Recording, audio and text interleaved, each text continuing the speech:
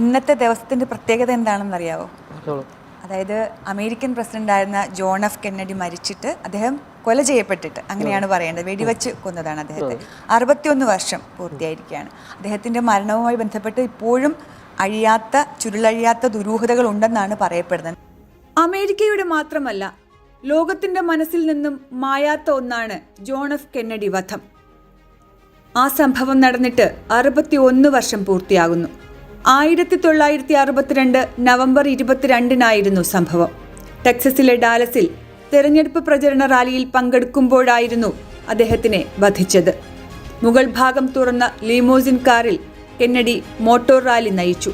ജനങ്ങൾ പ്രസിഡന്റിനെ വരവേറ്റു. എല്ലാം പതിവ് പോലെയായിരുന്നു. ആ റാലി ഡീലി പ്ലാസയിലെ ടെക്സസ് ബുക്ക് ഡിപ്പോസിറ്ററി എന്ന കെട്ടിടത്തിന് സമീപം എത്തിയപ്പോൾ കാര്യങ്ങളാകെ മാറി.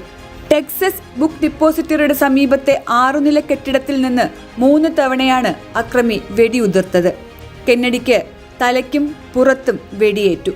പ്രസിഡന്റിനെ സുരക്ഷാ ഉദ്യോഗസ്ഥർ അതിവേഗം ആശുപത്രിയിലെത്തിച്ചു. പക്ഷേ വൈകിപ്പോയിരുന്നു. ലോകം ഞെട്ടലോടെ ആ വാർത്ത കേട്ടു. American president John F Kennedy വെടിയേറ്റു മരിച്ചു. ഭാര്യയ്ക്കൊപ്പം കാറിന്റെ പിൻസീറ്റിലിരിക്കുകയായിരുന്ന കെന്നഡി കഴുത്തിൽ വെടിയേറ്റ ഉടനെ മറിഞ്ഞു വീഴുന്ന ദൃശ്യങ്ങളുടെ തത്സമയ സംപ്രേഷണം ചാനലുകളിൽ വന്നിരുന്നു. കെന്നഡിയുടെ പ്രചാരണം മാധ്യമങ്ങളിൽ സംപ്രേഷണം ചെയ്യുന്നതിനിടെയാണ് കൃത്യം നടന്നത്.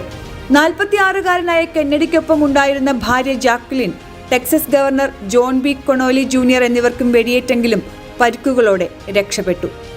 അക്രമം നടന്ന മണിക്കൂറുകൾക്കുള്ളിൽ 24-കാരനായ ലീ ഹാർവി ഓസ്വാൾഡിനെ അന്വേഷണ ഉദ്യോഗസ്ഥർ പിടികൂടി. പിന്തുടർന്നെത്തിയ ഒരു പോലീസ് ഉദ്യോഗസ്ഥനെ പ്രതി വെടിവെച്ചു കൊന്നെങ്കിലും മറ്റുദ്യോഗസ്ഥർ പിടികൂടുകയായിരുന്നു. ഒരു ദിവസത്തിനു ശേഷം ഓസ്വാൾഡിനെ ജയിലിലേക്ക് മാറ്റുന്നതിനിടെ ജാക്ക് റൂബി എന്ന നൈറ്റ് ക്ലബ് ഉടമ വെടിവെച്ചു കൊന്നു. കെന്നഡിയെ കൊന്നത് തന്നെ അസ്വസ്ഥനാക്കിയെന്നും അതുകൊണ്ടാണ് ഓസ്വാൾഡിനെ കൊല്ലാൻ തീരുമാനിച്ചതെന്നുമാണ് ജാക്ക് റൂബി പറഞ്ഞത്. അതേസമയം ആ അന്വേഷണം പിന്നീട് വഴിമുട്ടി. താൻ കെന്നഡിയെ വെടിവച്ചിട്ടില്ലെന്ന് ഓസ്വാൾഡ് പറഞ്ഞിരുന്നു. മുൻ US മറീനായ ഓസ്വാൾഡിന്റെ ബന്ധങ്ങളെ ചുറ്റിപ്പറ്റിയും ഒരുപാട് ദുരൂഹതകളുണ്ട്.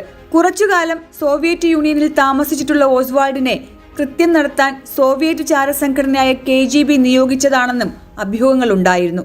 ശീതയുദ്ധകാലത്താണ് കെന്നഡി വധിക്കപ്പെട്ടത് എന്നതായിരുന്നു അതിന്റെ പ്രധാന കാരണം. പ്രതി ഓസ്വാൾഡ് മാത്രമാണെന്നും സംശയാസ്പദമായ മറ്റു തെളിവുകളില്ലെന്നും അന്വേഷണ സംഘം പിന്നീട് നിലപാട് സ്വീകരിച്ചു. അതേസമയം കെന്നഡി വധത്തിലെ പ്രതി ഓസ്വാൾഡ് അല്ലെന്ന് വിശ്വസിക്കുന്ന നിരവധി അമേരിക്കക്കാർ ഇന്നുമുണ്ട്. കേസിലെ പല രേഖകളും അമേരിക്കൻ അന്വേഷണ ഏജൻസികൾ ഇന്നും രഹസ്യമായി സൂക്ഷിക്കുകയാണ്. ഇതും കൂടുതൽ സംശയത്തിന് ഇട നൽകുന്നുണ്ട്. എബ്രഹാം ലിങ്കൺ, ജെയിംസ് ഹാർഫീൽഡ്, വില്യം മക്കൻലി തുടങ്ങി US പ്രസിഡന്റുമാർ കെന്നഡിക്ക് മുൻപ് കൊല്ലപ്പെട്ടിട്ടുണ്ട്. News desk NTV.